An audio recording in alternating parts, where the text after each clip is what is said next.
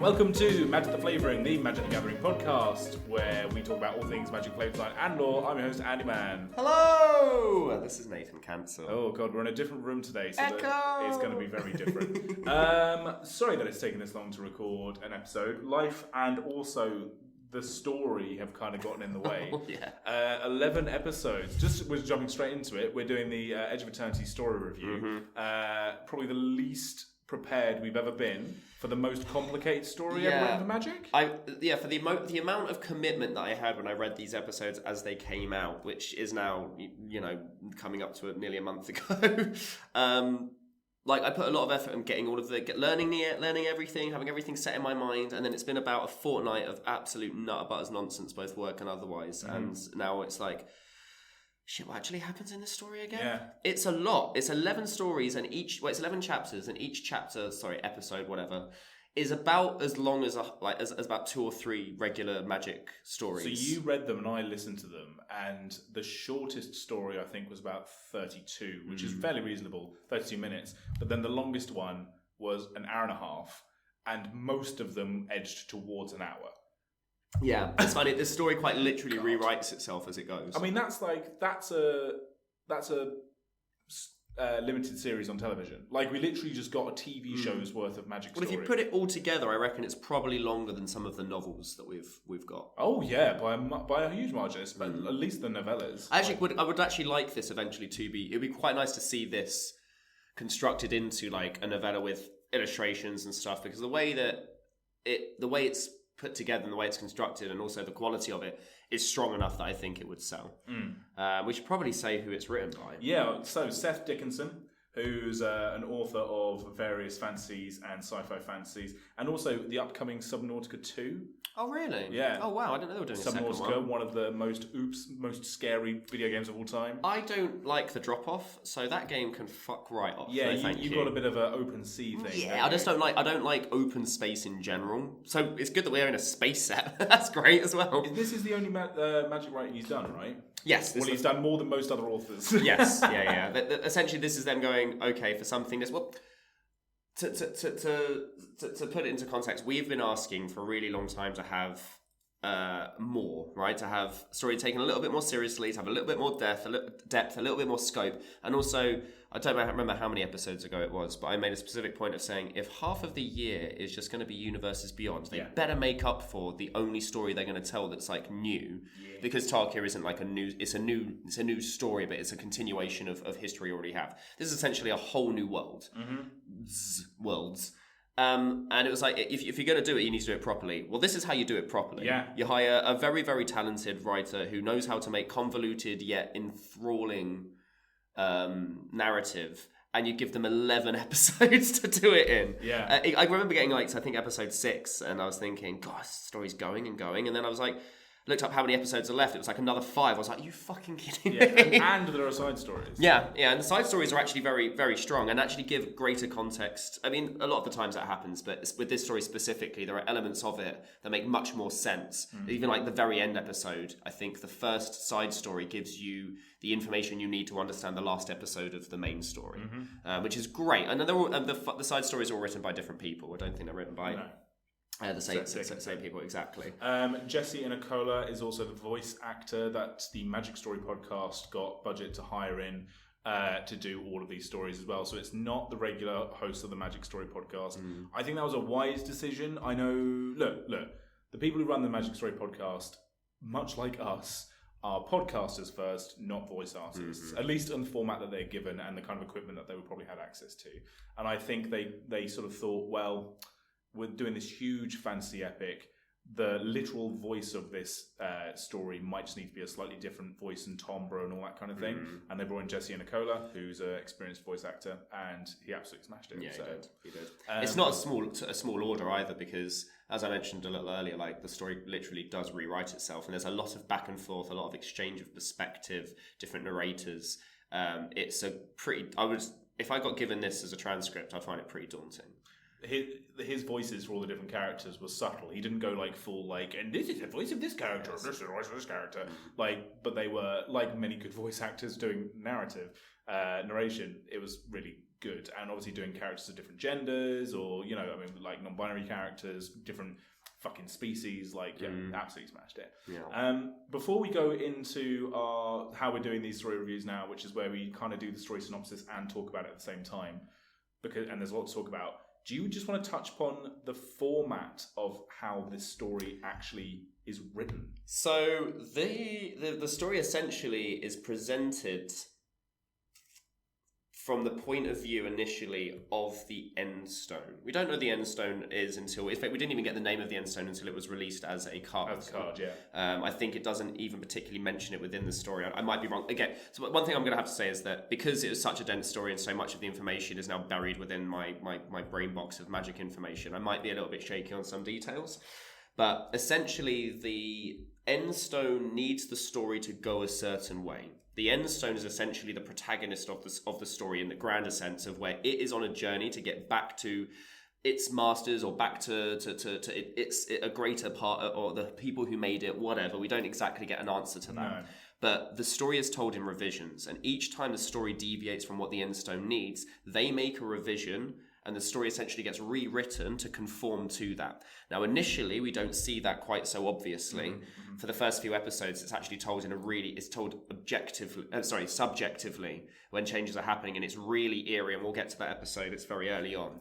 By the end, it's very clear when it goes, okay, no, never mind, let's start again. And it will say, and it will show as you go through the stories, you will see, sometimes it's halfway through a chapter, sometimes it will happen several times throughout a chapter of where you can see where it goes, oh, there's been a change, and even though the story is technically continuing as one arc, because we see that one arc, it actually had multiple tangents that got pruned. Experience it in that one arc as well. Some more than others. Some are directly responsible. Some just are along for the fucking ride. But there is an awareness of the situation happening. It's very meta. It's a changing story that the characters within it are aware of. And there are certain things that happen within stories that you'll read at first and be like, what the fuck is this? What's going on? And then you look back at it and you're like, oh, that's what all of this was. And I think chapter 3 is like where it really all starts. They do mention the End Stone, so that it is mentioned in the story. It is mentioned in the end. Okay. Cool. And yeah, so to give people kind of an idea of like the pace of it, the first episode whips through from revision 0 all the way through to revision, I think it's revision 6, or it could even be revision 10, and then it sits on revision 10 and 11 for like the main body of the story, and then towards the end, isn't it? Finished like 15 or 16. Yeah, it does. Yeah. Yeah.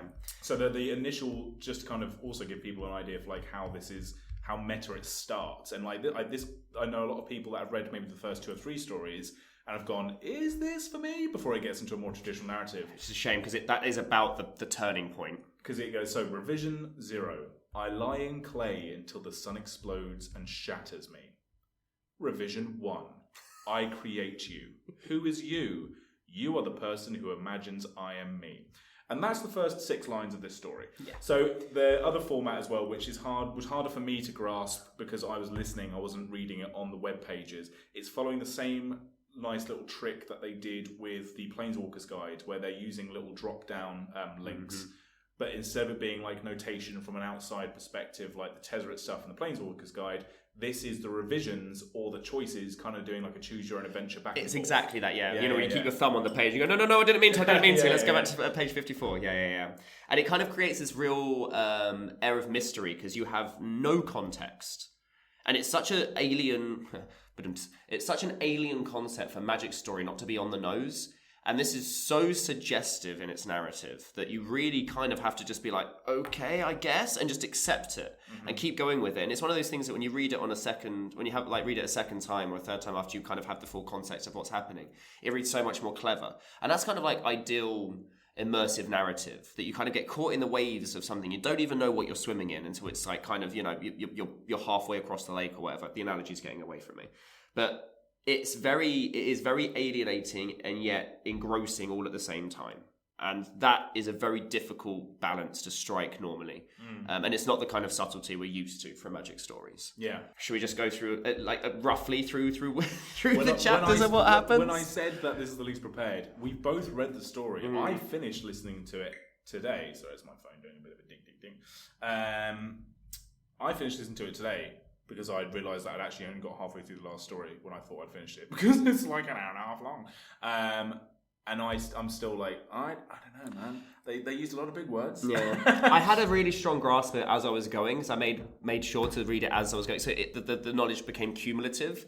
It's been long enough now that the knowledge has started to recede again. So the rough details are kind of going to be, as I said earlier, going to escape me a little bit. But like the blow by blow, as a story, it's not particularly complicated. Mm-hmm. Just the way it's described and things that happen within it are complicated.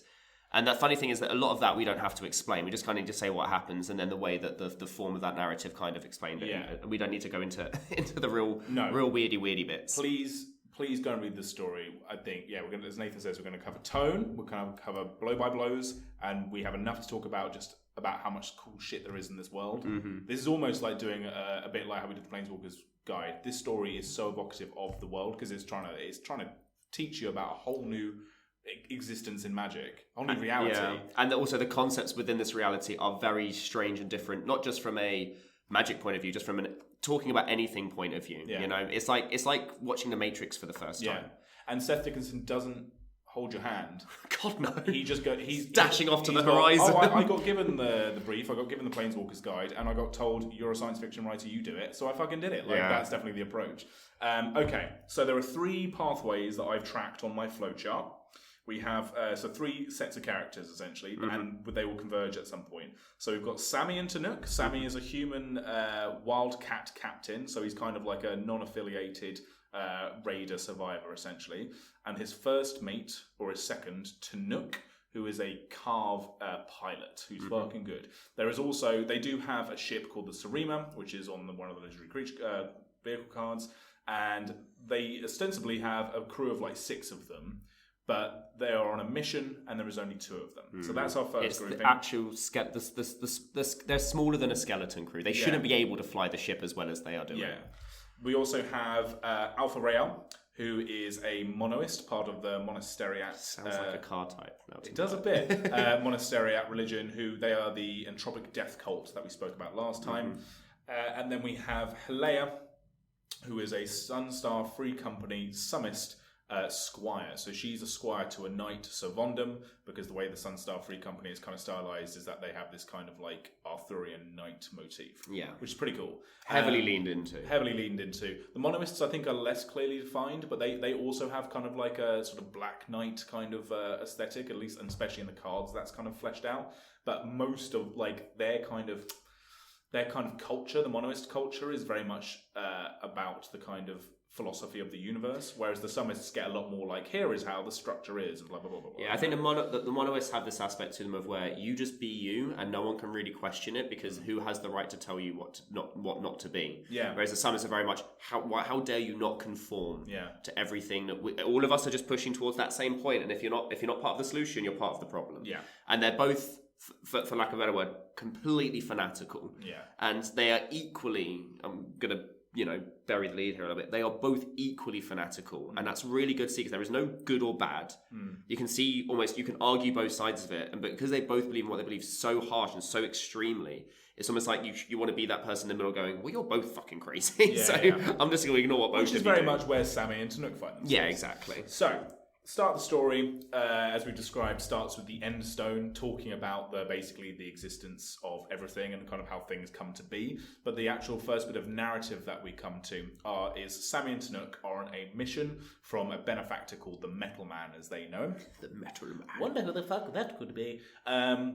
And they are looking for a strange artifact that the Metal Man wants. They don't quite know what it is. And they are headed to a planet called Kundi, which is the closest planet to Cythera, which is the supervoid star that is going to go... Oh, yeah, their motion sensor lights. The supervoid star... and it's a derelict planet. But they've been told that there is a settlement on Kundi, there's a mining operation, and that this artifact is part of the mining operation. Well, I guess it was dug up as part of Yeah. They clearly, not dug too deep, but they found something real funky. Can you there is a card called Dig Too Deep. Oh, there is, isn't it? Yeah. It says Bore Down as well. There's lots of dig kind of cards, So Sammy is a wildcat captain. Tanuk, we later find out, used to be a high-ranking official in the Carve military, and was actually in charge of a facility called the Guns of Kavaron, which was one of the main defense systems, but also just tools of the Carve Empire, and that becomes important later on. But it's just the two of them. They're heading down to the planet. Sammy's also got this perpetual side quest where he's looking for their cat Miri. Sammy is a non-binary character, so apologies if I fuck up the pronouns. I think they seem male coded, but I don't know. They feel mildly male coded. Yeah, I think they're presented as being masculine, they're definitely non-binary. And that also actually becomes important in the very, very end of the story. There's a nice little sort of cyclical theme going on. So Sammy is looking for their cat Miri, which is another little cheeky nod. A cat called Miri? A cat called Miri. Ooh. A ginger cat called Miri. Have they stopped running out of names? Ooh. No, I think it was done on purpose. And the only reason that Sammy keeps up his their lifestyle of like raiding and sort of being sort of job to job is to keep flying their ship to find Miri, who's walked away. Yeah. So cats have cats are planeswalkers. Well, sort of, yeah. Like as we find out. Well, the thing is, yeah. So I guess it's kind of non-contextual, but Tezzeret isn't able to planeswalk here. Isn't able to get back to the Blind Eternities. I think it's confirmed as anyway. So planeswalking isn't available here because it's like planeswalking within a plane that doesn't have Blind Eternities to travel between, because the Blind Eternities are separate from the Edge of Eternities. So the fact that the Drix walk in the substrate of reality is almost like highway that kind of works around like wormholes or whatever like that, but it doesn't use the Blind Eternities as a separate from reality place, which starts opening up all kinds of questions of if the plane and the Blind Eternities are the only two places you can exist, how many other layers of reality, how many other folds in the multiverse are there? The questions this whole story brings up from a meta-narrative are ridiculous. Yeah. So we're just going to ignore all of it. Oh, yeah. It's not for us. It's not for us. It's for Seth. So they land on Sursa Secundi, and they find the settlement of miners there, and they find this entirely sort of AI automated town, which is called a Vi. So the Pinnacle, who are, as we discussed in the last episode, basically the Federation, their AI is called Vi. And the people who are living on the settlement, all of the buildings look lived in. There's food on the table. There's a bunch of like empty spacesuits and empty gloves, and the oxygen and carbon dioxide levels on the planet all indicate that 10,000 people were there an hour ago. Moments even.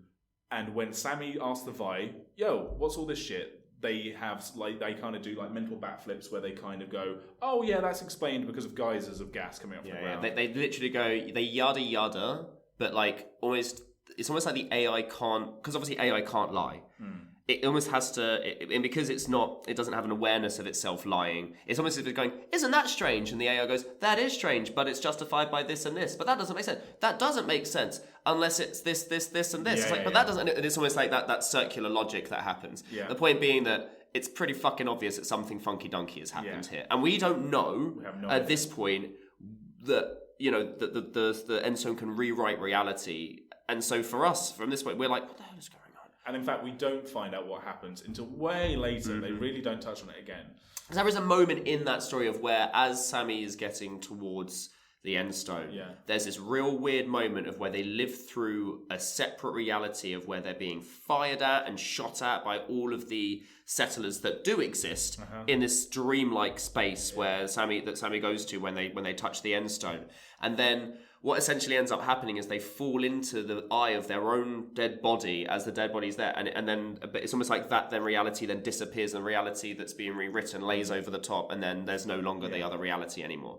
And even Tanuk, I think, has a moment of being like, this whole thing happened differently, but I can't, it's almost like a dream of where it fritters away and you can't even remember it properly. And all of that is, as an audience, you're sat there going, well, this thing's real weird and funky. You ever been at a party where someone hands you a balloon full of materials that you don't know what's inside it, and then you happen to, like, you know, make your voice all high at the party? Yeah, it's a little bit like that. Yes. Moving on. So they find the Endstone. They have this kind of out-of-body experience, and Sammy has Tanuk bring them back into the reality in which they live in.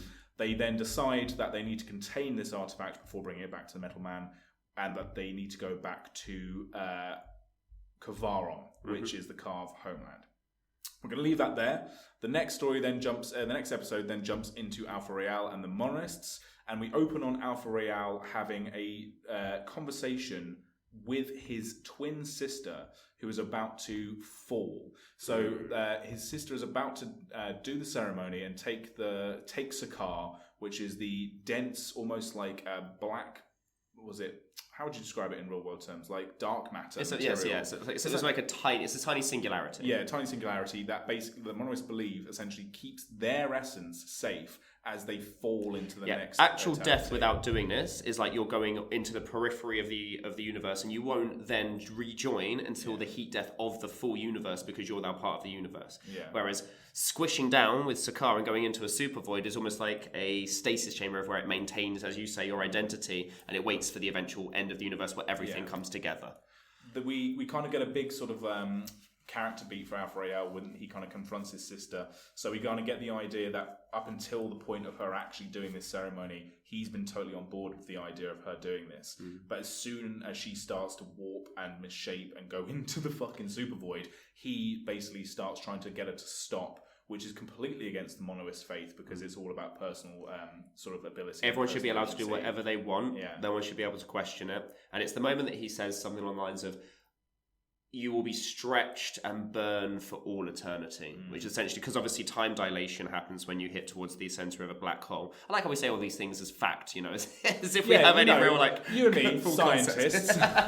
But the idea being, like that as soon as you hit that point of spaghettification, and that's essentially what it's... Oh, yes, the scientific term. That is essentially what they're describing is, obviously Marvel has done this recently and everything. Like the idea that you are then pulled and stretched and you will experience that moment forever. Yeah. And he basically just turns around and goes, well, that seems like that's not a lot of fun. I don't really want you to do that. Yeah, that seems like a bad thing, but it's too late. He's essentially had a dream of her doing this in the moment because they're connected as twins. And there's a big point of this placed, and I think the whole reason why he is so important is he is one of two where one did join and the other one didn't. And this almost like two parallels of... I don't know if... they were supposed to be as one embryo originally, and it got split. I don't know what the Endstone's full scope was, but I think the idea that this being that was at one point one and has been split and is now half in the super void and half not in the super void is really important for Alpha Rael in terms of potential and playing around with their potential and what they can be doing. The idea of potential is in this reality like a tangible thing. Yeah, and he's almost like the most. He's almost like the most volatile thing because it's almost like everything can go around him. Monoliths aren't supposed to give up their faith. He does. Yeah. He has a crisis which isn't supposed to happen. It makes him volatile, which is the perfect catalyst for the Endstone to essentially warp things around him. And completely anti what the Summists are trying to do, which is trying to have everyone walk in lockstep with the greater equation, with the greater sun. So it's just, there is so much going on where this is the genius of Seth's writing, and I think it is some of the best writing that Magic's ever had, because all at once, all of these characters are working in opposition to each other, whilst also confirming their own biases between each other. And it's also it's a parallel. It's both a parallel. They're both parallel and perpendicular. It's kind of crazy. It's crazy. It's really good. And then to atone for what he sees as his crisis of faith, Alpha Rael signs up for what is essentially a suicide mission. So this is something that monoliths do gladly because it's an entropic death cult. Yeah, and because they're going to take the Sakaar, they know they're always going to end up being part of that. Of the because we haven't really spoken about it for the most. There is this thing beyond the void, this greater voice that essentially is given eternity. out. Yeah, and he's and the one who falls is essentially speaking through the super voids and has writings, half of them which are translated, half of them which are not. And the half that are translated is basically saying, hey, you all should get in here, it's kind of fun. So they're not doing it blindly. There is justification for why they think that they're going into the next iteration of the universe. And there is also, much like how the monoliths would say that not creating black holes is probably a good idea, the Summists would say that. The monoliths would say, well, everything is going to die. Yeah, perpetuating it for the sake of perpetuating it. Which Surely is that's true. Bad. Yeah, neither of them are wrong in the simple form. It's just the lengths and the dedication to it, almost completely the extremism of their faith alienates them to being open-minded, which is funny because we get to see both sides of them have the crisis of faith, and it's still not necessarily make enough of a difference to change who they are fundamentally. So the suicide mission that he signs up for is to go. Is it to attack a Summist fleet? It's to attack the big ass, the big bad ship that essentially, and this ship essentially throws out energy, arcs it around the super void. It hits back into the ship, and they do that over and over again until it builds enough power they can fire into the super void and essentially restart it. They pull a Captain Marvel. Yeah. Essentially. Let me just bring up the name of the ship. Sunsire or something because like that. Because I pulled this at pre-release. Oh, you pulled this? Didn't make it into my deck. To be fair, The deal 100 damage card. Yeah, because it's so silly, it's useless. Do you know what I mean? Yeah, I feel like John's going to put that in his Brash Taunter deck. Oh, it's going in my Brash Taunter deck. Yeah. It's called the Dawnsire. The Dawnsire, Sunstar Dreadnought. Yeah. So they go on to basically attack the Death Star flagship. And then we jump to Helea's story. The other side of the coin. So Helea is a Solar Knight's squire. Her knight is Savondum, who becomes a very important... Jean-Claude. Jean-Claude Van Damme. Yeah. So stupid. And we essentially get the idea that she, whilst not being the most brash or know-it-all or the best fighter or the best at any one individual thing, she's part of a collective of squires, like a little kind of like battalion of squires. It's very... What is it? Deep? Is it Deep Impact? Not Deep Impact.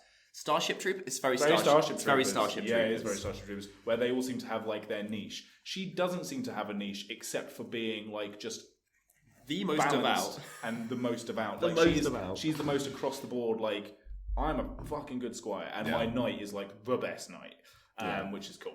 So, and their relationship is actually really wholesome to begin with. It starts getting a bit quirky. I think it's wholesome all the way through. What are you talking about? I think actually, it's a good point. Yeah, it has a little delta in the middle of where they're kind of going like, why are you doing this? Why are you doing this? But then, I guess, it's true, because even right at the end, they're still it's really hard. Also, we're probably not going to end up getting into like the emotions of the story properly, but God, there's moments in this that are really, really, really, truly heartfelt. Yeah, it's good writing. It is good writing. So they're on the Savondum basically gets given a mission by an Esteli commander, Esteli Slats. I couldn't find what their actual name was. Captain Slats. The Esteli are the angels that are made up from the matter of dead stars that become manifest and basically leave the Sun Star faith to reignite all the stars. You know, that normal sentence. And they, the Esteli have this kind of premonition sort of ability where they can see, like, just a little further. Colonel Captain Dark fringes upon bands of light through a narrow slot. Yeah, that's it. What the fuck? Or Captain Slats. Or Captain Slats. Which is so funny that they go, just call me Captain Slats. Like, they actually, like, the angels in this reality have a much more personable...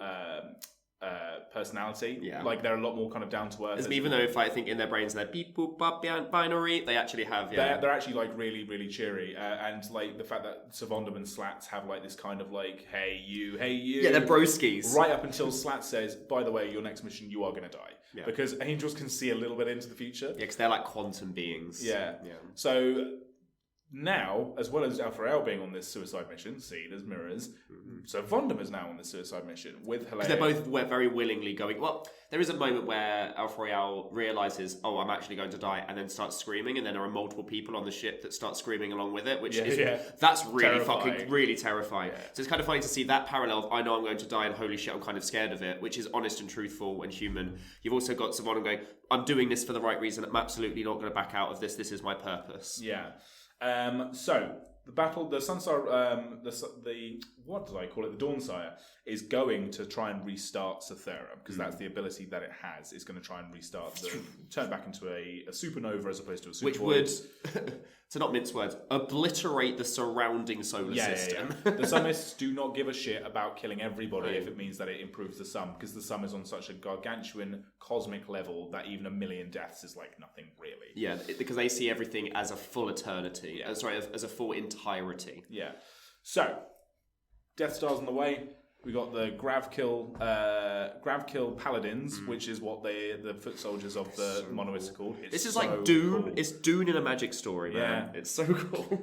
And Alfrael's battalion of Gravkill Paladins crashes in to the Dawnsire. So we're going to focus on this for a moment. So what essentially they do is they're flying into the ship at such colossal speed that the only way to survive is essentially to create a delay. They create a bubble, like a spatial bubble, which essentially means that the impact that the ship has when it hits the ship is delayed. I can't remember how long they say it is. It's like 2-3 minutes or something crazy like that. And you need to make sure that you need to take your Sakaar before that happens, which obviously collapses you down and joins you to the supervoid, because otherwise the velocity of hitting a ship at however many thousand miles per hour you were would catch up to you and splatterfy you, which is both really cool and utterly horrific. There's so much in this story around the two knightly factions, let's just call them, which is about how like their tech and their armor allow them to do all these kind of cosmically impossible things. Yeah, it's like probability things of where like detonations are predicted and then perfectly perfectly accounted for by their armor automatically. So Vondam is said to be able to have 11 stabs per second, probably because his suit kind of allows him to move at such speeds. Yeah, the Monoists, it's a little bit. Is it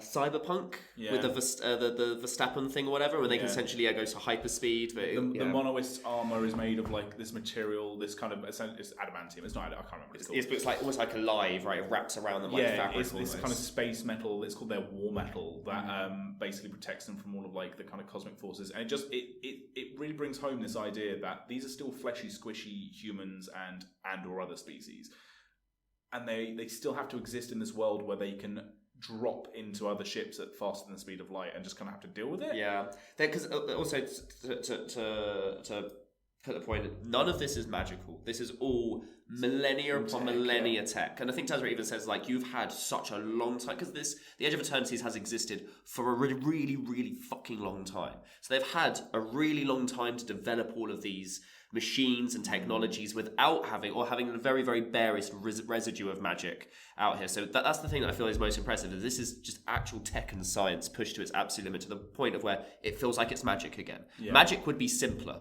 than the things that are happening and the things that are being described.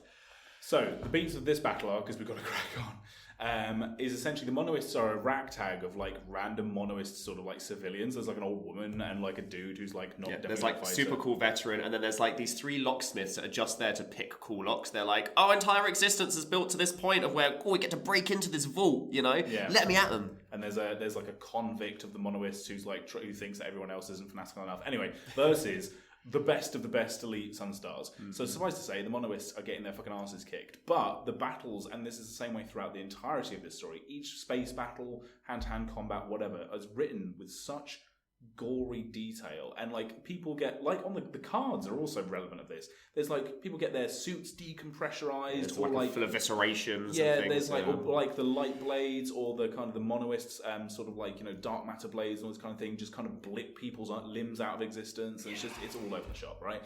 It's crazy. It is like Dune. It's Dune meets Warhammer. Yeah, very much so. Meets obviously a little bit of every other sci-fi that we've watched. The other beats of the battle are so Vondam gets a quantum hole through his head because Alpha Real throws his Sakaar at him. So the thing that essentially happened, I don't know how much of this is Alpha Real's actual decision, because he's already given into this fact that he doesn't care. He still seems to believe enough in that the Sakaar is really important, because it still joins it. Because he actively is like, I don't want to just die, because just dying is shit. You know, and they still believe that they need to at least protect and maintain themselves. No, they don't want to die. They want to live. That's the whole point. But they don't want the Sakaar, even though it would be a mercy way to die, still undermines that fact of, no, I want to live, which is something that Monoists don't usually have. They're usually just like, hey, I'm happy to die. As long as I die the right way, that's okay. They're very much against this, to the point of where it makes them do the unthinkable, throw their Sakaar. And I think the throwing of the Sakaar is within his decision-making, but then the events that happen around that, and how this all happens, is very much the Endstone going, okay, so you're going to do this. I'm just going to move this around to make sure that is the most relevant and applicable to what I need to happen. Mm. And essentially it goes through Zavondam's head in a way that should kill him, but it doesn't kill him. Yeah. So it satisfies the prophecy that Slat says of, you are going to die, but he doesn't. But he doesn't die. Which is very important, because Vondam now has a perspective of, I'm alive and I shouldn't be. And that makes me, the word is called anathema, which means that either Slats is compromised, which has ramifications for the faith, that Vondam is compromised, which obviously, am I like a demon now of some description, or that the sum is trying to correct itself in some other way and things need to like happen. But that's exceptionally unlikely. Yeah. So they've basically gone, and because there is a moment in, I can't remember episode 1, 2 or 3, it's episode 2 where there's all the revisions happening when they're on the mining planet, of where you just get a random bit and it essentially lists the I forgot their name, the Sun Empire, I'm going to call them, essentially lists their protocol for if you come into contact with the Endstone. At this point it's not called the Endstone. Do this, and you have to do this and exactly this, and essentially it's creating a perfect point of of uninterrupted probability of this, and we'll get to it a little bit later with the way that Halia makes it happen. But essentially, there's a protocol when you are around the End Stone to ensure that you can't be influenced by it. Yeah, because if they all do the same thing, no matter what the End Stone does, if all of the Sun Stars promise to do this thing, it cannot deviate. They can't mess it up. So if Savondam is aware that this means that probably they are in the vicinity of or under the influence of an End Stone. Yeah. Which raises the question of how many other times have they had to deal with End Stones? Different types of things. You know? So he's got the hole in the head. Halia obviously wants to kind of avenge her knight who she thinks is dead. So she hones in on Alpha Real, goes to kill him. But Slats is like, well, I mean, clearly you weren't supposed to die. Maybe this guy actually needs to, maybe we should just let him go because, you know, that maybe this is really important that he leaves. Captain Slats encourages Alpha Real, because they bump into each other during battle, to take one of their little dogfighters and get the fuck out of Dodge. Halia catches up to Slats and doesn't understand, so she grabs everyone that she can. On the Dawnsire, which is now incapacitated, can't revive Cythera, but it hasn't quite exploded yet. Yeah. They all jump into their little fighters, and essentially we have a little bit of a Star Warsy one tiny little ship followed by escaping. There is also an aspect of Alpha Real has to get hit to a certain amount of speed to then be able to still, because the splatification is still due to happen to his body, and he needs to reach a certain speed to then be able to counteract that splatification, because there's otherwise no other way to do it. And it's very intense. Obviously, at this point in the story, you know he's probably going to survive. And this idea that I need to live is the only directive that allows him to have that push of like, no, I can make this happen, it's going to happen. So half of it feels like it's orchestrated, half of it feels like it's just pure metal, you know, METTLE, not the metal. It's pretty metal. It's gnarly. The whole thing is gnarly. So, this is where Sammy and Chinook come back in. Yes. As they're leaving Sursa Secundi, they see this massive battle. They'd already kind of gone past the Sun Star Free Company on the way in, and they kind of tried to avoid them. Yeah, so the Sun Star Free Company is leaving the planet that as they're dropping in, and they think they're going to get seen, and they even mention it's like, even if you are, I don't know if you mentioned it in the Planeswalker Guide episode, that even if there's a chance that you might be against the sun, they will just kill you just in case, better make sure, you know. Yeah. It's like when you see a fly, it's like, it's probably not going to go in my food, but I'm going to kill it just in case. Yeah. And they don't. So there's almost this question of, did they go down to the planet, try and find the End Stone, and then the End Stone managed to orchestrate it for them to leave? Or is the bit that we saw when we get that whole doctrination thing, is that them talking whilst they're on the planet, when they're on the planet at the same time? Lots of questions. Yeah, lots of questions. So Sam and Chinook's ship are going past as Alpha Real's ship basically is trying to get away from the Sunstar Free Company.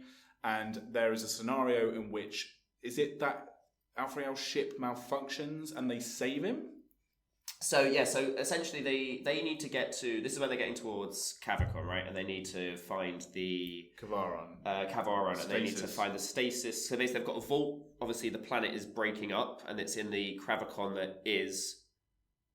No, the Cravicon that was, the side that's blowing up. Obviously the vaults and everything move around because half of the entire... The blowing up side is Kavaron that is. Yeah, sorry. And then the other side is as it was. Yeah.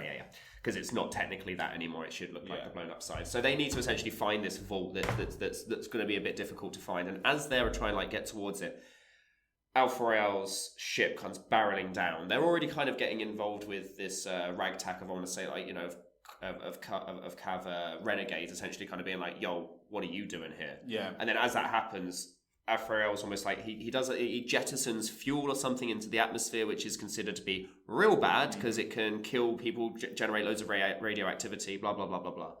And what ends up happening is that instead of all being captured, which it looks like it's going to happen, there's a little twist of fate endstone thing of where then suddenly all the Cav come down with all this radiation sickness, and they're essentially going to take them back to a settlement to be like, hey, you want to help these guys? They've been caught in an unfortunate situation. Alpha didn't really know what he was doing. It wasn't really deliberate because he's also being chased by the Sunstar Company behind him. And it's very much a cat, mouse, dog situation happening that Sammy and Tanik... This is the point of where Sammy and Tanik... Obviously, they had the Endstone to begin with.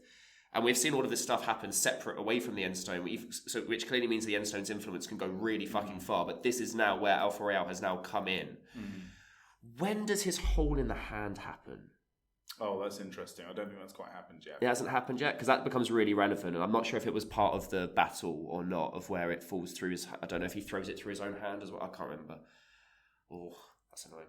We might have to look that up. Yeah. So what's happening at this point then, as Nathan said, is that there's they're falling through the asteroid belt of Kavaron, and the reason that they're having to sneak onto Kavaron rather than just going up there, because surely that's Tanook's homeworld, right? Should be fine, right? As I mentioned earlier, Tanook used to be a high-ranking officer on Kavaron, and he was in charge of a defense system called the Guns of Kavaron.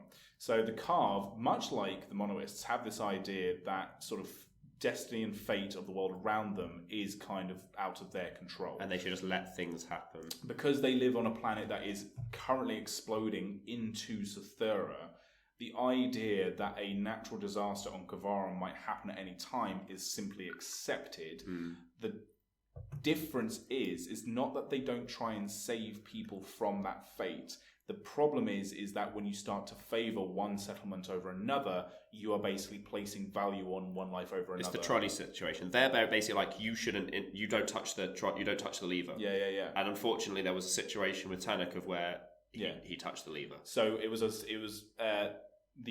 there was basically one natural disaster of a bunch of asteroids about to hit one settlement of I think it was like several million, and he used the Guns of Kavaron, which is a laser gun system that also utilizes mirrors to bounce lasers in and around the asteroid belt.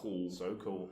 He used the Guns of Kavaron to destroy parts of the asteroids that were about to hit the settlement, that caused them to splinter off and hit another settlement that was only like 10,000 strong. Yeah, I think that's about right. Yeah. But the point for them is that instead of the millions dying incidentally, the thousands have now died because of him. Yeah, and he's essentially caused their death. And it's not that he saved the lives of the millions. It's no, your causality is the killing, not the saving. Yeah, because the killing wasn't the killing; it was the dying. They were going to die, but instead of them dying, he has now killed someone. He should have put his efforts into trying to save some of the millions instead of trying to save all the millions at the expense of the thousands. Basically, making a choice was the wrong thing. He shouldn't have made a choice. He should have just let things play their part. Which is why throughout the whole story. Yeah. And it's funny because Sammy almost like jibs at him. Is that he will not make choices.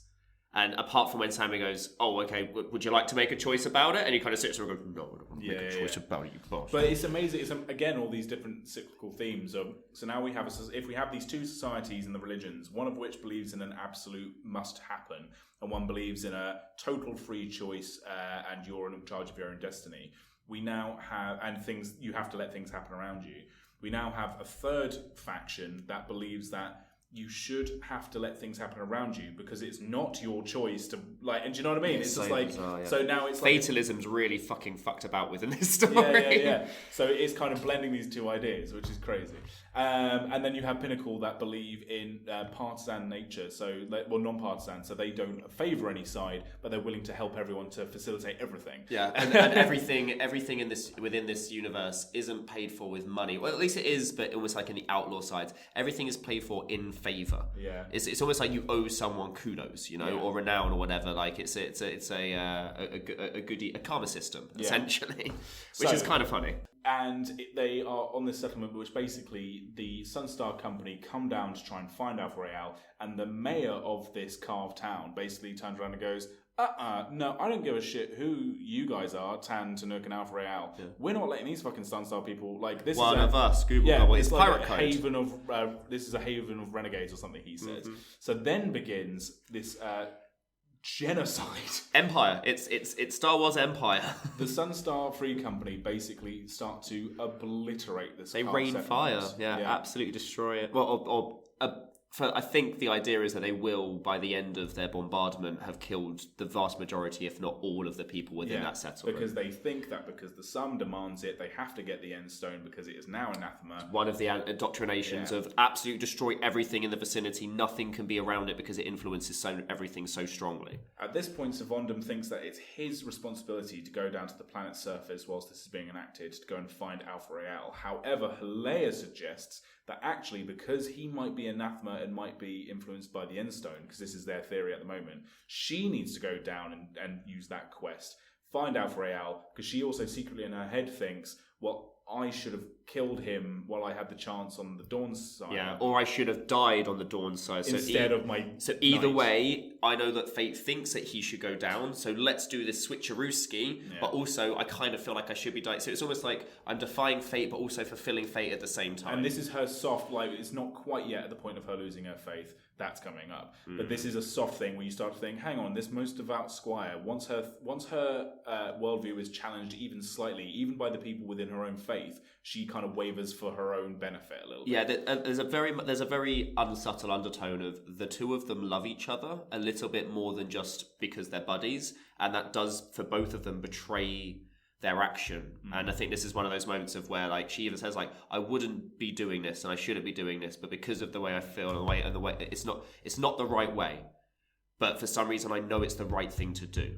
You know, the sum does not support this, yet I know it to be correct. And that juxtaposition, when you add in the fact of as well, we'll get to it in a moment, but that's almost the beginning, the spark before the fire really erupts and the catalyst kind of catches up with her. So as the Carver being destroyed, Alpha Real, Tanook and Sammy, or Alpha Real has kind of gone into this kind of cave system to try and like get the fuck out of Dodge, and he has the End Stone. Yeah, that's where they've parked the Sarima. Yeah. And Leia gets a lock on his position, and she starts to make her way to him. But because she understands that reality might be being fucked with, she wants to make the sum work in her favour so that she absolutely has to get to that position without being fucked with cosmically. And so she creates this makeshift pendulum. So, the first thing you do Yeah. is you look into the stars that are above you, because that's going to be specific to your situation.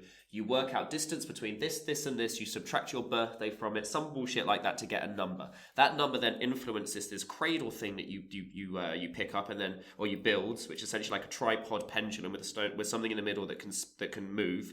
And you essentially move it a certain way that way it will flow. And as long as it's continually moving, there is no way that the end stone can predict the unbelievable specification of this movement. So it can't. It's almost like it creates like an invisibility cloak of probability, because you have created such a very specific situation. The end stone can't possibly get involved, because the end stone at this point, because at the beginning we think the end stone's this all-powerful cosmic like reality. It is reality warping, but for people that understand it, it's almost like no, we know this is just some funky MacGuffin thing that we can fix this and we can trick it. So it kind of normalizes the end stone a lot, and it kind of creates this kind of like, is it really all powerful? It just has really, really, really strong implication, you know. And essentially, she creates this cradle, and as long as the thing within it stays moving, she's essentially outside of the influence of the end stone. And I think we even see as they approach, because so Alpha Rail's on the ship, Sammy and Tanner catch up to the ship, and just as they're kind of going up the ramp, they both get shot dead.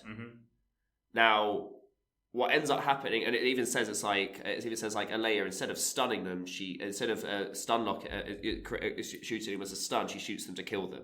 And then immediately the revision underneath is like, so Leia stuns the two of them. And essentially it can't change. It can't change everything of the way she moves, but it can change that one thing in the gun of being on a different setting, so the two of them can survive instead. And that's almost our first point of being like, oh, okay, so that's how it works. And we really start to get a real scope. And all of the characters, all individually, start to be like, oh, hang on a minute. Because I think Sammy and Tanak even see their own death and be like, wait, we did this before, but then this different thing happened. So clearly we're supposed to be alive. Clearly the Endstone doesn't want her to kill us, doesn't want there to be a conflict. And at this point, all four of them are essentially on the ship together. There's a lot of, this looks like it's going this person's way until this person does something. And then this person seems like they're on top until this person does something. So there's a lot of one-upmanship. I think he must have the hole in the hand by this point, because this is where he finds out that, I don't even know how it fully describes it, but essentially if he pushes through the hole in the hand, he can essentially go through any surface that's beyond it. So he manages to reach through, poke through his hand, through to her armor, and essentially subdue her, or what's it called, like paralyze her with this like jabby sticky thingy, whatever. So essentially, she gets one-upped by not being able to kill by not being able to kill Sammy and Tanak because of the Endstone being all weird and wonky, and they all end up being on the same ship, flying out away from the Carver settlement.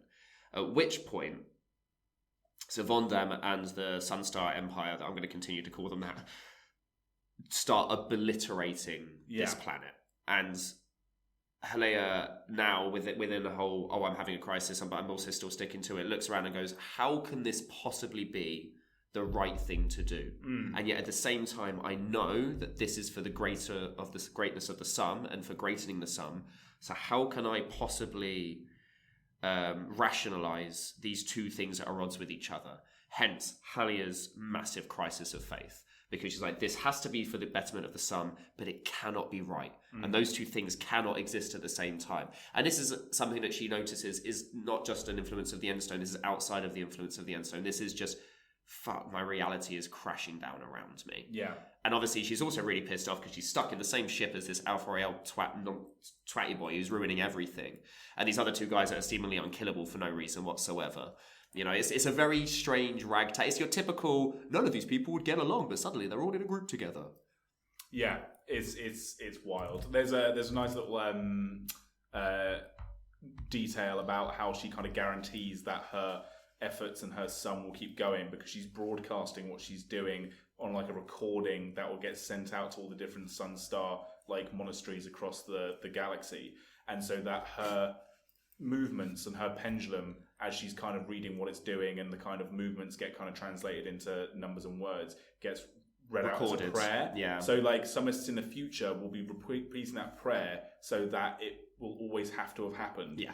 Fucking wild. It's future proofing. Yeah. It's actually it's present proofing, which is bizarre. She also uses Sir Vondam's birthday. Yes, instead of her own, because she believes that he's the person that's supposed to be there. Which is a whole other thing of no one else would ever use someone else's birthday, which actually probably locks her into that reality even firmer. Because she's the only one that would have. Because she's the only one who would use someone else's birthday, because you're not supposed to use someone else's birthday. It's so well done as well. It sounds, I know, I'm sure that when we listen to this back, it sounds like nonsense, but it does work, and it blow for blow, it makes sense, and you kind of follow along with it, and you're like, okay, this is actually really clever. Okay, so we now have them all on the Sarima. The Sarima is trying to flee the Carved Planet. And does Tanook hack into the Guns of Kavaron to like use them on the Sunstar Company? Potentially. That's one of a million different things that happen in this story that I might have forgotten already. Oh my god, please read the story. They end up escaping. It's fucking cool. Yeah. So we end up with a situation now where Helea is still in her armor, but she's incapacitated. We have Alpha Rael, who's out of their armor because they just lost it along the way. So they're just kind of hanging out and have this hole in their hand. And you've got Sammy and Tanook on the ship. They have a lot of philosophical conversations between Alpha Rael and Helea about the sort of pros and cons of their religions. And what they are on their way to do is they're on their way to see the Metal Man. Because Sammy's like, okay, fuck it, we've got the Endstone. I'm on a mission. You two are in for the fucking ride, because if I have both of your fucking people, they might still chase us, but we've got, you're here. And also they've claimed Malomas on his ship, and he's like, you are technically my guests. Yes. So I'm going to keep you alive, and that's that. And everyone has to be cool with each other, and they all have to go, they all basically go, okay, yeah, shit, you've got us. We have to, cool. And this is where we see a lot of the kind of hypocrisies of each religion, the kind of cosmic philosophies of each religion being battered and forth between Helea and Alpha Rael. Helea is still being far more zealoty than Alpha Rael is, but Alpha Rael, having basically gone through and experienced his own death and then not several times now, is kind of a much more casual character and keeps pointing out to her, you understand how that's hypocritical of your faith, and then she would go, yeah, but you understand how that's just very fatalist of your faith, and like that's kind of how they go. But I think they both understand that there are flaws in what they're doing. Yes, but they're also still so kind of stuck within their way of. It's almost like, I know the way I think is wrong, but I don't know how to think like someone else. Mm-hmm. I think we've also skipped over a point. There is a point of where the Endstone ends up back in Alpha Rael's hands again, and he ends up floating above. Oh yeah, that's true. And it's a big. I can't remember which part of the unbelievable action that goes in a weird and wonderful way was controlled by him. But he actually essentially has this moment of where he feels super connected to the Endstone. Mm-hmm. They say that he's the choosing one. Yeah, he's the choosing one because he is essentially the one who. So the Endstone wants to influence, but Alpha Rael will make the decision of this is the way it needs to go. Only for the moment, though. Yeah. So, they finally get to the Metal Man, and it's Tezzeret. It is Tezzeret. His sidekick. Yeah, there's a whole big chase thing that happens, and blah blah blah. Whatever. Yeah. action. Space. and his Ilvoy companion. Yeah, Menemon. Memnon. Yeah, like 8 M's in that word. Yeah. Tezzeret is being Tezzy. I mean, we had a whole conversation when we saw that colourless Planeswalker cards when we were doing our colour changing Planeswalker episode of going, what is his character if he's going to be colourless, blah, blah, blah. I still don't think they didn't justify it, in my opinion. No, they didn't. It's just Tezzeret. Yeah. He seems quite chill for being an all-powerful Planeswalker who suddenly is at the mercy of a new reality. Yeah, I guess the idea is that he's not an all-powerful Planeswalker. He is just a Planeswalker out of time and space. Yeah. So he's still. So the thing is for him is he is still super powerful because he can still control magic, which means there is still an aspect of ley line or a way to engage with ether. Or however he fucking does it. Yeah. However, there is a reason why he doesn't do so. But he is still super powerful. And I guess he's not even being like all mustache twitchy. No, he's just kind of like, hey, there's loads of really weird, cool shit going on. I'm just down, and if you try and cross me, I'm pretty fucking strong. Yeah. It's not going to happen. He's got his Dark Steel body, and he can kind of just. So space doesn't really affect him. There's a cute little passage where Sammy says that when he transfers from his own ship to the Sarima, he just opens up a hole in his own ship with his metallurgy. Floats down into the Sarima instead of using the airlocks. Yeah, and it's like fuck. Oh, okay, this guy's pretty space wizard. Yeah, that's what. Yeah, they call it because for them being a wizard is really fucking strange. For us, we're like, wait a minute, he's not a wizard. Yeah. He's an artificer. Yeah, that's not his creature type. And so Tezzeret lays out this idea that he has been seeking the End Stone because he heard of its power, and he lays out what he believes and turns out to be pretty much true, what he believes the End Stone's kind of deal is. And the idea is that the End Stone can control aspects of reality like we've discovered, and that it's trying to choose the path of least resistance and least amount of probability changes to get to where it wants to go.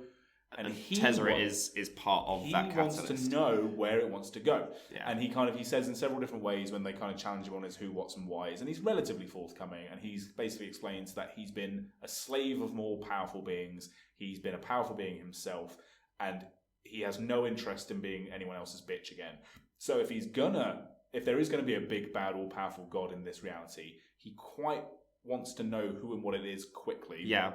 And to figure out what they're doing. Not go against them. Just allow the passage of things that are going to happen, and then just be observant and be almost essentially along for the ride. So he knows what he's dealing with and whether he needs to fuck off. Because he probably has more perspective on these things, which in the grand scheme of things probably doesn't actually, because all these are all wacky. I don't think he knows much about the Fomori. Right? What I gather from just his placement as the multiversal character in this new reality that we're doing for Magic. We say exoversal because technically it's all the way over there and it's a separate from it. Man, you should contact Mark Rosewater with that one. Is that I think because everyone else is losing their fucking shit. Yeah. About everything. Well, because everything is falling apart. There's this giant colossal war going on. He isn't. He's basically just going, oh shit, you have wars too, or like, oh fuck, you've got this thing too, and like this is another day in the week for him. I quite like that they do have a character from our like regular programming, if you like, that is at the same time not powerful, so can't just kind of dick on everyone, but it's still like there is investment about the idea that the characters that we've known for the past however many years are good at what they do. Yeah. It's like when they when you play a video game series or even like a TV show and they bring back a character from an old series and they're like shit. And you're like, what? Like, yeah, see, for me, he's Captain Barbossa at World's End, where, you know, when they're like flowing, going off the edge of thing, and he's just going, ha ha ha ha, this is great. I've already died recently. This is fine. And he feels like Captain Barbossa in that moment where he's just like, don't question things, you know. Is it first time for you? I've done this a few times. Yeah. This is absolutely okay. And like, I like that because it rewards your investment that you as the audience, it's like reverse dramatic irony. I hate dramatic irony. I find it so played out, but it's nice when you and the character both have a wink to each other. Yeah. Where you go, well, it's fucking Tezzeret. What is the like the Planeswalker guide is perfect for this. Even moments of where like Menemon, I can't do that name. Even says like, oh yeah, you know, in the Eldrazi Fomori War, and Tezzeret goes, pause, hold find everything you know, anything you can find out about that, bring it to me. Yeah. Carry on. So, a lot of the characters get a bit despondent about this revelation that the End Stone isn't choosing them, but they're not the chosen one. Yeah. They are the choosing one. Because Alfreya has so many moments where he like picks it up and goes like, do the thing I need you to do, and the End Stone's just like, nah, mate, everything's happening how I need it to. Yeah, Put me down. And Tezzeret says that it seems that everything is converging on this point in space. Where is this point in space? And for those that are native to Cythera, they all go, well, that's Ilvoy. That's right, it's Ilvoy, that's the planet. because is it Ilvoy or is it another one? Because don't they go out to they go beyond, they go to the wormhole, don't they? No, that's afterwards. This is where my memory gets phased. Because they go to Infinite Guideline, which is the space station that's in the pocket of the gravity of this planet. Because Sammy goes, "Oh, it's not the planet, it's the space station." Yeah, because it needs to launch us there. Yeah. I guess it would be Ilvoy, yeah. So they go to Infinite Guideline, and the idea is that Infinite Guideline has one of these infinite corridor slingshot. Oh my god, what's it called? Infinite Spaceway. I don't know. It has one of these hyperdrive corridors, colliders. God damn it. It's hyperspace, basically. And we described it in the last episode. There's so much terminology going on in this fucking story. Basically, the Infinite Guideline has the means for the stone to get to the Garden of Illyrion. It's close to. Sure. Yeah. Aldron, Imperion, Elmerion. Iridium. Which is where we think the stone eventually wants to go. Yeah. So they go to this space station, and this is another huge shit hits the fan moment. We get introduced to some new characters. So we get introduced to a Uridian insect person called Checkmate Mantis. Yeah, who is according to Sammy, very beautiful, super sexy, but not in those words. Basically, like, if insects would be attractive, this one is, and this is an insect, it would be very attractive. I'm not going to say in no uncertain terms, but wouldn't mind getting to know this person. There is also a Pinnacle mechan as well, or android that is also there as a representative of Pinnacle. They offer them their services to kind of like get their ship prepared and like, you can use our infinite corridor. That's absolutely fine. And then a monstrous alien entity starts attacking. Tezzeret basically goes, right, you need to go, because they separate off at this point. Tezzeret isn't actually with them. It's like, you need to go there and fling off. By the way, I can't really get too involved because the things that I do attract some things that you don't really want to have around anymore.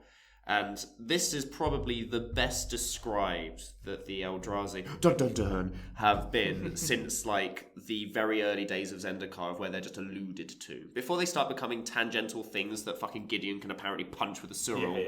You know, before we start getting into the eldritch monstrosity twisting form, like this is them in their most natural like environment. I was going to say it's not a natural environment because they're deserts, but they could space, be because we don't know if maybe they were trapped within the Blind Eternities, or because there was a Fomori Eldrazi war. We don't know much more than that. We're not going to get great. We don't get greater concepts of really that. Aren't spoken about at all in this. We don't get. I guess it's going to be one of these things. If we're going to get a set maybe a year, 2 years down the line that gives context to everything that's happened, all the way from Ixalan. Ixalan? Yeah. Caverns of Ixalan. All the way from Ixalan. All of it is going to become full contextualized at some future set, and we'll be like, oh, of course, we should have just waited. But now we're here. We're not in the future. All we can do is kind of guess. But it feels like the Eldrazi are native to this place, and what they do essentially is calcify, twist, and so when it goes through like technology, have you ever seen like a switchboard? And it like kind of almost like turns like to mold, where all of like the bits, the plastic within it like crystallizes and twists and everything. And essentially, that's what the Eldrazi do, is they just twist and fuck up matter. Very similar to how Ulamog used to with its calcification, and the first time we really see that. And it's really brutal, but they are completely alien. And every time, this is really cool, every time they cut or bite or fight a bit of it or kill a bit of it, the image of the Eldrazi twists and more of it is there, and it's okay again. And essentially what we're seeing is like a tiny little circular lens into a beyond where the Eldrazi seems to be of an infinite mass, or at least much bigger than the little aspect we're seeing. It's very much the finger in the pond that we've been described for Eldrazi for years, of being that the Emrakul, Ulamog, and Kozilek are maybe three fingers of this big old hand that sits outside of the multiverse. We are seeing essentially that, but it's on a much smaller and succinct and well-described scale. Because I think there's a moment of where they need to kill one of the Eldrazi, and they realise that the only way they can do that is by electrocuting it, because it will set the whole thing. It will charge the whole thing. It will electrify everything that's beyond it. And then when it starts to twist, it twists and that part is already charred. And the next bit twists and it's already charred. And essentially, they've gone beyond the breach and essentially hurt it beyond in its own world. And then it kind of makes it go, okay, you know what? You're pretty painful. Might leave you alone a little bit. So this is all happening. This Eldrazi is destroying the Infinite Guideline space station, whilst the Monoists and the Summists fucking arrive again.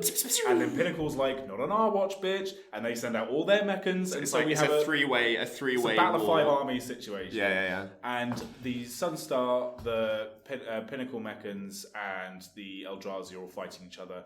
And there's kind of a sort of Endstone narrative moment where the Endstone kind of comments on it and goes, look at everything that's happening. Check out who's not being destroyed by the Eldrazi. And we sort of see as the audience that of all the factions, the only one that the Eldrazi isn't trying to attack is the Monoists. We do not know why yet. As this is happening, Sammy and Tanook, just these fucking mortals who are just like, what the heck's going on? Yeah, they're literally just trying to get the heck out. They're stumbling their way through success, essentially. They're in this hangar bay, and there is a ship, the Sarima, and there is a ship that is very much like the Sarima. It's kind of described as almost exactly the same, so we can sort of think it's a similar make and model.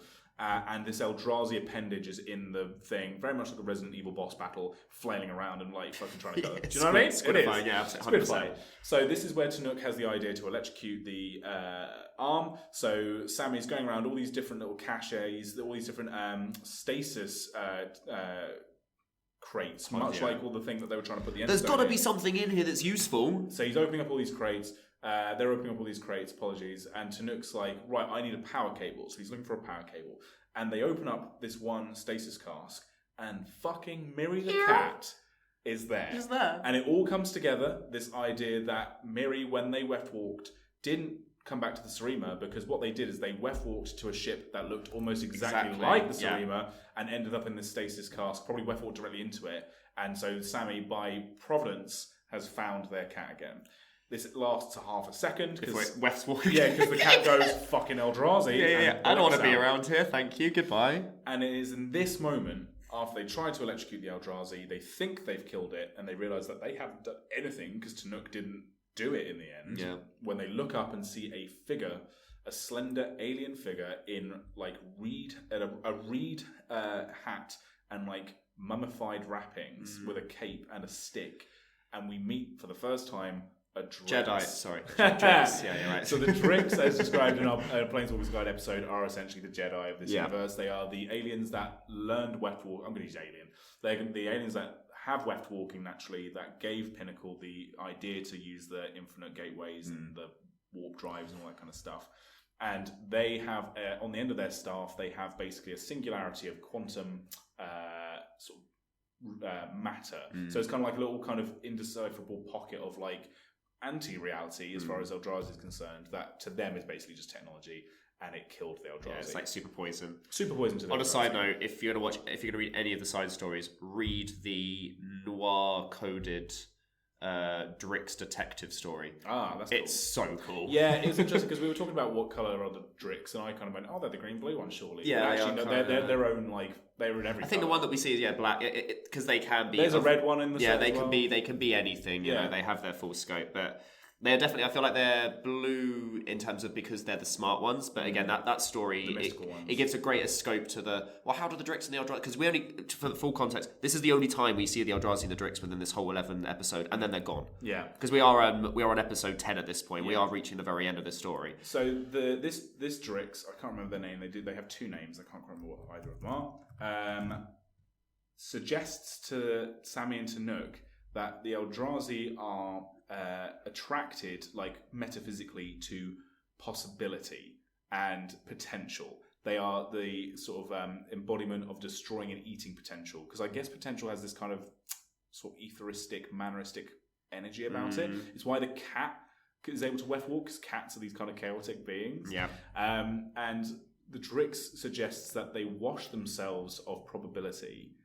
And Sammy and Tanook are like, what the fuck are you talking about? And the Drix is like, how does one do that? Figure that out. And goes away. And it's the Good luck, nerds. That you have Alpha Rael, the Endstone, Helea, Sammy Tanook, and Miri the cat, who are the most probabiliatic. Like, they are the most possible group of people. Yeah. They're all in this space station, which is why the Eldrazi decided to attack. Yeah, and it's also another reason why Tezzeret doesn't really get involved, because Tezzeret still has to use magic and mana, which is like fucking honey to the Eldrazi, they would swarm him instantly. So he can't really be as directly involved as you'd be like, well, why does Tezzeret come just be like, I don't know, he's Gandalf, for one episode and then just doesn't do anything until the end. This is when we learn why the Monoists weren't being attacked by the Eldrazi, because it was the Endstone creating all these situations where whenever the Monoists were getting killed by the Eldrazi too much, it would rewrite a little bit of history, because the path of least resistance for the Endstone is that the Monoists want Alpha Real to take the Endstone wherever it wants to go, much like Tezzeret, because they see it as being the end point, and they kind of have this kind of messianic view of Alpha Real at this point, where he is this twin that is both falling and not fallen. The Endstone has chosen him. This could be the faller. They have this kind of idea that it's part of their faith that he does this idea that that split embryo of this thing happened and didn't happen at the same time. You are the little Schrodinger's cat. Not Miri, but you're the Schrodinger's cat of this universe, and that gives you great standing and massive amounts of potential power. Now, this is where I need to ask you, do they end up going to the Garden of Empyrean? Yes. So they end up going through the Eternity Gateway. So, context, Sammy's original crew went out there, and Sammy inexplicably is the only one who survived. Obviously, probably met with the... I'm going to have to find their name. I can't remember what their name is now. It's really annoying. But met with this precursor species. And people say that... I think even Tannic mentioned that when people go to the wormhole onto the garden, they hear the things. So the garden is moving, by the way. I think it's probably just an obfuscated pocket reality where nothing can really get in or out of it, including Eldrazi and everything. It's almost like... It's like when the jean jacket hides in the cloud in Don't Look Up. Spoilers, I guess, if you haven't seen that film. And I think it's kind of that idea of it's obscuring where they exist within the reality outside of the reality. And it's only when if anyone gets close to it, they go, shoo, shoo, shoo, go away, no one look at us. You absolutely shouldn't be looking at us. And there's a chance that maybe the cloud moving closer and closer is to allow the party to be able to get to them realistically. Yes. If they were further away, it might not have been able to do so. So before you explain this last character that we meet, so this is where we kind of get the bigger aspects of what the Endstone can do and the kind of the unsolved mysteries. The reason that Sammy and Tanuk are on this skeleton crew on the Sarima, this less than a skeleton crew, is because they did have a full party of 6. And Mimnon mentions to Tezzeret, so the whole 6 of them didn't come back. And Sammy and Tanuk are like, we didn't have 6. And it's because they all probably died at one point. But then the Endstone created a situation in which they were the only 2 that were left. The settlement, all the way back on Sursa Tukundi, on the first couple of episodes, they were in existence up until seconds before they arrived. But what Sammy saw in their kind of alternate reality of all the miners basically trying to shoot them down to not take the Endstone, the Endstone was like, well, we can't have that. Yeah. So what can I do? Let's just make sure the settlement never had people in it. Yeah. But even if it's ridiculously unlikely, that's almost like its big push, which is why it feels so strange to everyone in the situation. They can't change the settlement itself, but they can get rid of all the people. Yeah. It's crazy to think how, and this is why it's revision, because it's revisionist. It keeps changing it and rewriting it. They get through the Garden of Empyrean, they get through this gas cloud, and then through inside the Sarima, this other alien species, not a Drix this time, but it gets described as being humanoid, but if it had a gender, it's past gender, and it's almost as if it's there's a line, I'm paraphrasing, but it's almost like it's the end of evolution, where this thing doesn't seem to have genitalia, probably because it doesn't need to reproduce anymore, because it doesn't need to evolve. It just exists. And it has is it like a mask? Like a sort of metallic it looks mask? It almost looks like a dryad of where it looks plant life, yet within it, it's just kind of it's almost like an exoskeleton, but it's not a full exoskeleton. You can see this character on Temporal Intervention, which is even a card that's kind of put into the story, embedded into the story as well. So you get to see it in full detail as everyone's just kind of stood around going, oh, don't grab the Endstone, please, no. I'm trying to find if they do actually name the species. It's like Eld or something like that, I'm sure. So they say that the Eld, I thought, was what they described the Eldrazi being. Yeah, potentially that. Yeah, that's the word that they use, because the Eld means old. Do we get a thing?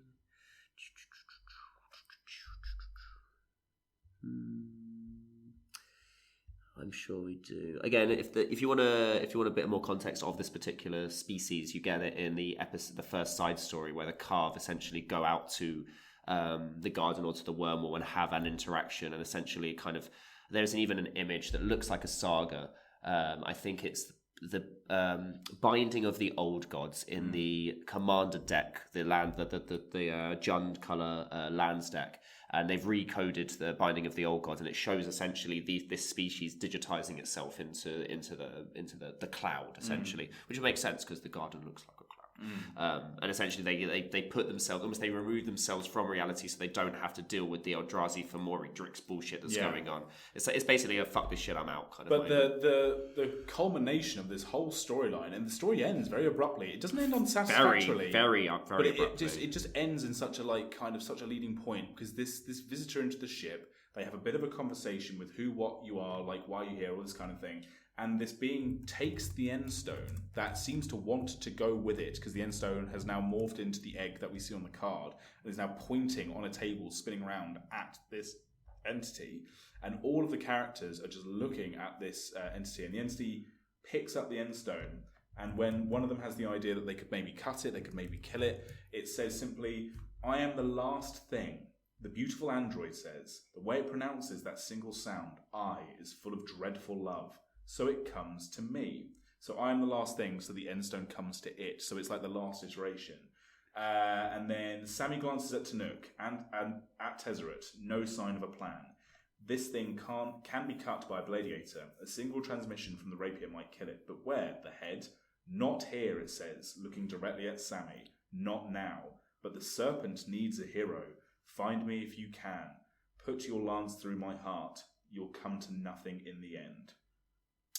And then the story just kind of ends. Yeah, does serpent refer to a dragon of some kind of variety? Because for a long time, people surmised that this looked like a lot like the Gem of Becoming. Yeah. And it might be that maybe Ugin, I know he created the meditation realm, but there's a chance that pocket reality with that Gem of Becoming might be a residue from the Fomori War. There are two super powerful Orbi objects that are currently happening. If you think about what was the last time that because there's an insinuation that maybe the voice from beyond the Super Void could be Jace after he's fractured himself into the meditation realm. The last thing he had in his hands was the Gem of Becoming. So maybe there's some parallels between those two, but there's obviously a big, massive time skip. When you say it's not unsatisfactory, it's not unsatisfactory. It's a really good culmination of a story that is a big old mystery because it ends still in mystery. It gives you enough of a conclusion, but it doesn't give you enough answers for you to feel like, cool, I actually know everything that's going on. You're still sat there going, yeah, but what does any of that mean? But obviously this is a setting that they're going to use as a setting. As I hope so. Whatever. This is a really good backdrop to do anything you're wanting. So essentially what you've said now is that there's a big old multiverse outside of the multiverse that plays on a different axis with different rules. They're not going to wrap everything up in a nice bow. They're going to just create a new story to follow. I can't believe I haven't made this analogy before, and if I have done, it's a good one, so I'll repeat it. This is the same as what they did for Dungeons & Dragons, being Wizards of the Coast, where they went, okay, we have Faerun, and we have our settings in Faerun, like Baldur's Gate and, Waterdeep and all these places. Mm-hmm. What else can we do? Okay, well, there's Dragonlance as well. That's also like another completely different sphere of setting in the Dungeons & Dragons universe. Oh, and also we can just do Spelljammer. That is in the Dungeons & Dragons world. Because even like Castle Ravenloft takes place in its own little pocket, right? Yeah. So that's what we're doing here. Yeah. What's nice is that the last thing that Tezzeret says is, "Well, that was very aspirational, don't you think?" Yeah. And that's it. That's the last we hear of him talking. He's just sat there going, "Well, I'm just glad to be along for the ride. That was quite fun to be a part of." And it's obviously given him lots to think about. Yeah. And it's kind of obviously probably put him in a situation of like, I know so little, so there's so much to learn. Yeah. And it does literally just say the end. Also, by the way, Miri comes back. All good. The cat comes back. We also did skip over a really badass fight between Savondum and Helea. It's just a badass two Space Knights. It's people going, I love you, no, I love you more. Oh, why were you put in this situation? Why is fatalism allowed for this to happen? Yeah. Oh dear Lord. But it's really passage, and it's also very touching, and you do really feel for both of them because no one is necessarily bad and wrong. No. Everyone is just doing what they think is correct based on, fairly kosher understanding. It's just from our perspective, all of it is like, you crazy space religious fanatics, what you doing? Stop it. But from their point of view, there is justification. There's a lot of, it's grounded, which is funny because it's in space. Yes. It's really satisfying even though it has no real conclusion. Everything is left up in the air, which means that it's like almost like there's endless possibility, and yet you've seen enough of it to be able to go, cool, if that's all I ever see of it and I don't really want to get involved anymore, you've had your story.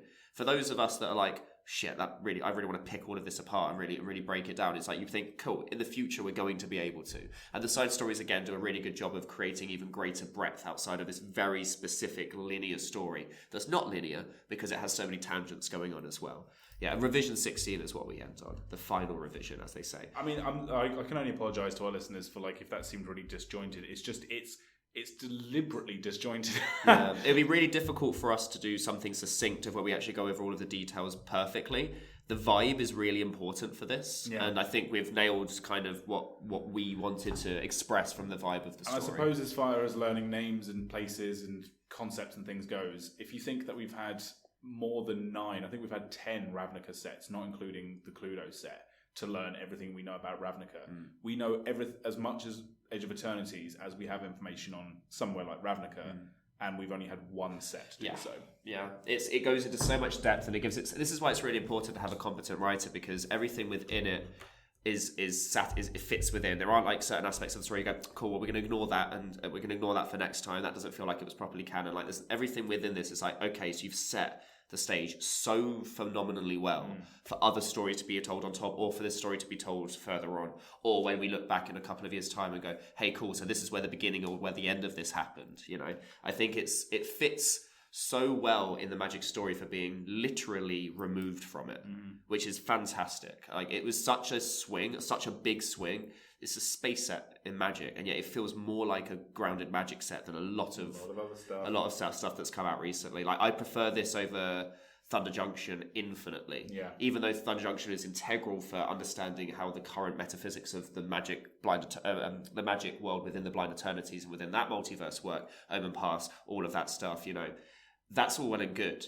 We've now got this all big scope stuff that also still somehow is a reflection and an interpretation of what we see within it. We see Eldrazi outside of the multiverse, but it also still we see a mention of the Fomori, which we've now seen pockets of, well, they escaped into the multiverse. From what? Well, now we know it was from the Eldrazi, you know? And the fact that we get, as I said earlier, this other substrate of reality that the Drix live within, and I can't remember what they're called, but the digitized things that also sit outside, like this creates greater and greater scope for the world that we already understand to sit in, and then to understand it and maybe even answer questions that I've had for ages about the multiverse without it being within the multiverse. Like to take a step back and have greater scope is one of the only things I probably could have asked for Magic as a greater experience in a world full of, you know, universes beyond, making the actual card stock very confusing and disjointed. You know, so in the grand scheme of things, this is excellent writing. It was a lot. It was a lot, but I mean, to your point, kind of like maybe make it sort of a bit simpler for my reptilian brain. It's having stories. We like down-to-earth stories. We like slice-of-life stories. We always reference things like the Nicky Drayden War of the Spark stories.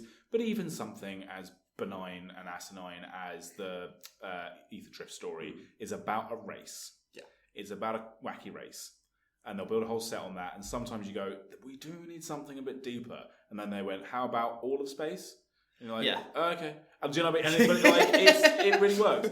There's another theme that's slightly more subtle going through. We talked a lot about fatalism and about like choices and the power of choice versus the power of like inevitability and ineviter and all that kind of thing. There's one other sort of more subtle theme that influenced like this story that I really appreciated, and it's the flip around of how they present mechanics and technology versus like biochemistry and like living or organic things, because there's so many times in the story where machines are described and presented not as being anthropomorphic, even though they have literal androids and mechans, but things like there's a moment where as they're going into Kavaron, that is, and they're dodging all the asteroids, they've got like autopilot on the Sarima, and so if they aren't quick enough to dodge out the way, the Sarima has protocols to like do like a quick like bum bum bum and like kind of zip out the way. And there's a line which says something it's akin to the Sarima begs Sammy to make better decisions. And there's like the armor, as we described for the Monoists, is like this kind of living metal, and the Vi is alive. It's an AI that's alive and talks to them in a casual manner. So all of the technology in Edge of Eternities, and including the concept that androids have personage and that mechans are useful, technology is treated just as alive as anything that's organic, even in the storytelling. And on the flip side of that, they break down how different species handle things in such a clinical, well, Carve have this reaction when this happens. Humans are prone to copying, so this is how this happens. Yeah. The Uridian mantis person, even in themselves, talks about how they don't have quote-unquote autos for social interaction with other humanoid species, because their species is about doing a job really well and being very robotic and like point A to point B. So expression to them is kind of strange. They don't have the autos. They say basically means that they don't have the appropriate response for whatever the fuck is going on, because they are not biochemically programmed to understand what the fuck is happening around. And it's almost like if you did take insects in a hive mind environment, and how would you describe it if they got to a point of sentience and sapience of where they can have like an equality to a human that has its own weird mammal biology, and how those two things interact. Like even little things when it mentions that Sammy can only react within this amount of time within a second, but Carve can react this much time within it. So it actually makes way more sense for Tannock to be flying, because he can fly better, literally react better. Tannock remarks that he doesn't want to put on Sammy's chemical suit because Sammy's been leaking coolant. Yeah, and he's like, I can't remember if he says something like, "It's not my fault that you taste delicious" or something like that. But it's almost like the thing that's all within it, and he's just like, yeah, but to me this is this thing. For you it's sweat, but to me it means this, and it's that. Either he's like, that's really gross, or it would be really inappropriate for me to be surrounded by it. I can't remember exactly. It's just a really nice subtle touch that makes everything feel magic-y, because even technology is treated as just part of the furniture. And you can't only do that if you're allowed to, the depth that is allowed to happen here to give justification and to answer your questions and to give enough scope for you to be like, you know what, actually I have enough information here to really fill in the gaps and not just be left wondering. Like there's so many things that even in Australia it's like, yeah, but what is at the bottom of the lake? What is at the edge of the sea? And we never get in to find out about it. It's almost like, even though space is the hugest part it could be, we actually know way more about it, as you said, than we do about certain places like Ravnica that we've seen countless times. Anything outside of the 10th district? The rubber belt? Yeah, no idea. Not Scooby-Doo, mate. It might as well it might just be as well be called the district. Because we don't see any of the other ones. Imagine there are 9 other 10 guild. Could you imagine? Anyway. I think we're going to leave it there. God, I don't really want to say any more. We got through it. I'm very happy. Let us know what you think about the story and the cards. I did pre-release. I got absolutely smashed, but it was a lot of fun. I pulled a Sliver Overlord. Thank you very much. Yeah, you also pulled both Jean Claudes. I had Von Dams in the deck, and none of them did fucking anything. I also got Sammy and Snook, actually, so I almost got the whole really? Very nice. So there we are. Thank you so much for listening. This has been Magic the Playbook. We will see you soon.